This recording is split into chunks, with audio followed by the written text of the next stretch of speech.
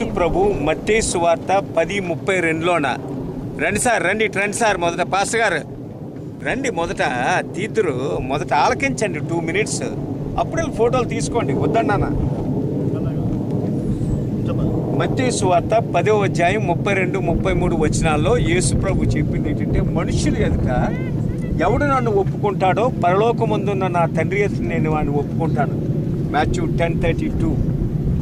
మనుషుడు ఎదుట ఎవడైతే నన్ను ఎరుగనంటాడో పరలోకమందున్న నా తండ్రి ఎదుట నేను వాడిని ఎరుగనంటాను. 1 minute. హలో. Yes.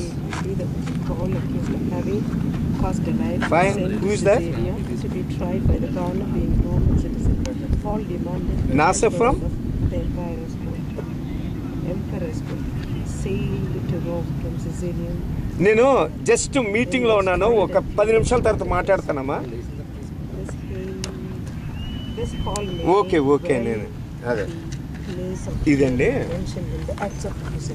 ఇప్పుడు పౌలు యాక్చువల్గా మొత్తం ప్రీచ్ చేసి సీజరియా వస్తాడండి. వచ్చిన తర్వాత యాక్చువల్గా అగబు అని ఉన్న ప్రాఫిట్ ఆ పౌలు నడికట్టు తీసి ఈ మనుష్యుని యెరూషలేములో బంధిస్తారని ప్రాఫెసీ చెప్తాడు.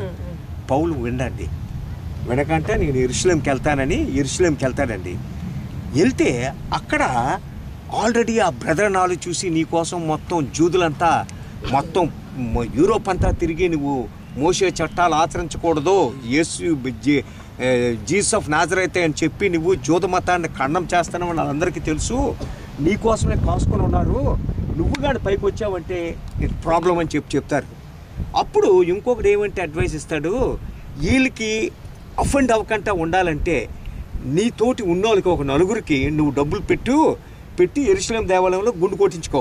ఇప్పుడు తిరుపతి వెళ్ళి మామూలుగా వెళ్ళకంటే గుండు కొట్టించుకున్నాడంటే వాడు హిందువుడు అనుకుంటాడు కదా, అలాగా నిన్ను ఆ తల గురిగించుకోవడానికి మొక్కుబడిన వాళ్ళు నలుగురు తీసుకెళ్తారండి పౌలు.